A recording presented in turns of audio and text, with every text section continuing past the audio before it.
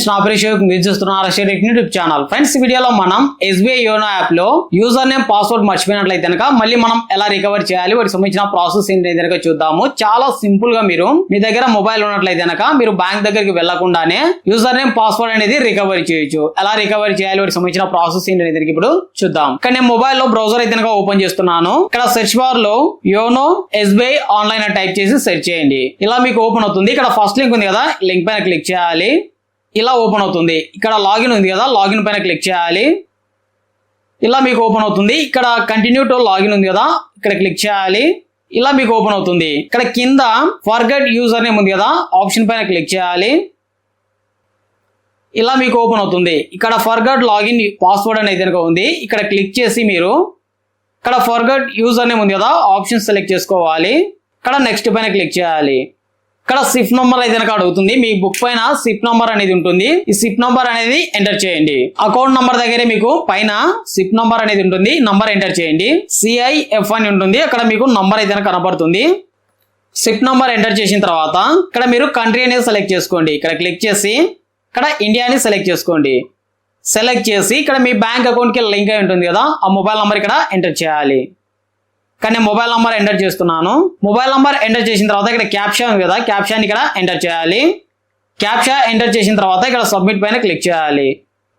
ఇలా మీకు ఒక OTP అనేది వస్తుంది. OTPని ఇక్కడ ఎంటర్ చేయాలి. OTP ఎంటర్ చేసిన తర్వాత ఇక్కడ కన్ఫర్మ్ పైన క్లిక్ చేయాలి. మనకి ఇక్కడ యూజర్ నేమ్ అయితే కనుక చూపెడుతుంది. అలాగే మనకు మెసేజ్ లో కూడా యూజర్ నేమ్ అయితే కనుక పంపిస్తారు. ఇక్కడ మీరు చూడొచ్చు, ఇక్కడ యూజర్ నేమ్ అయితే కనుక మనకు మెసేజ్ లో వచ్చింది. అలాగే మనకి ఇక్కడ కూడా యూజర్ నేమ్ అనేది కనబడుతుంది. ఈ యూజర్ నేమ్ అనేది మీరు ఎక్కడైనా పేపర్ పైన నోట్ చేసి పెట్టుకోండి, లేకపోతే కనుక ఒక స్క్రీన్ షాట్ అనేది తీసుకోండి.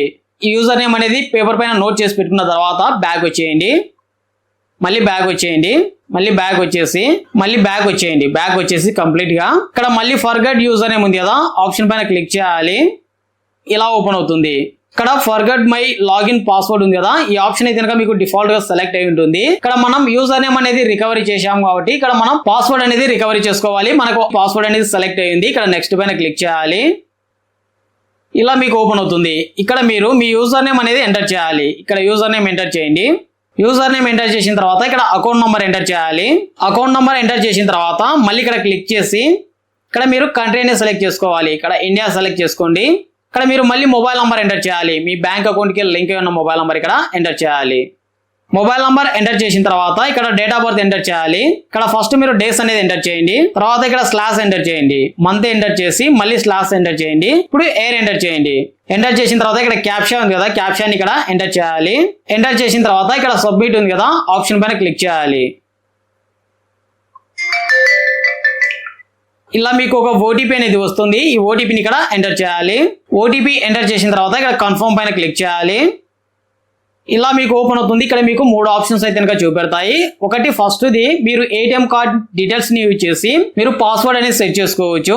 2 యూజింగ్ ప్రొఫైల్ పాస్వర్డ్, అంటే మీరు ప్రొఫైల్ పాస్వర్డ్ అనేది ఎంటర్ చేసి మీ పాస్వర్డ్ ని సెట్ చేసుకోవచ్చు. థర్డ్ ఆప్షన్ మీరు బ్యాంక్ దగ్గరికి వెళ్ళి మీ పాస్వర్డ్ అనేది తెలుసుకోవచ్చు. ఇక్కడ మీరు ఫస్ట్ ఆప్షన్ సెలెక్ట్ చేసుకోండి. యూజింగ్ ATM కార్డ్ డీటెయిల్స్ ఉంది కదా, ఆప్షన్ సెలెక్ట్ చేసి ఇక్కడ సబ్మిట్ పైన క్లిక్ చేయాలి. ఇలా మీకు ఓపెన్ అవుతుంది. ఇక్కడ మీరు యాక్టివ్ లో ఉండే కార్డ్ ని సెలెక్ట్ చేసుకోండి. ఇలా సెలెక్ట్ చేసి ఇక్కడ కన్ఫర్మ్ పైన క్లిక్ చేయాలి. ఇక్కడ మీరు కార్డ్ హోల్డర్ నేమ్ అయితే కనుక ఎంటర్ చేయండి. కార్డ్ హోల్డర్ నేమ్ ఎంటర్ చేసి మీ కార్డ్ పైన ఎక్స్పైరీ మంత్ ఇయర్ ఉంటుంది కదా, ఎంటర్ చేయాలి. మీ కార్డ్ పైన ఉండేటువంటి మంత్ ఇయర్ ఎంటర్ చేసిన తర్వాత ఇక్కడ మీ కార్డ్ యొక్క పిన్ నంబర్ ఎంటర్ చేయాలి. పిన్ నంబర్ ఎంటర్ చేసిన తర్వాత ఇక్కడ క్యాప్చా ఉంది కదా, క్యాప్చాని ఇక్కడ ఎంటర్ చేయాలి. క్యాప్చా ఎంటర్ చేసిన తర్వాత ఇక్కడ ప్రొసీడ్ పైన క్లిక్ చేయాలి.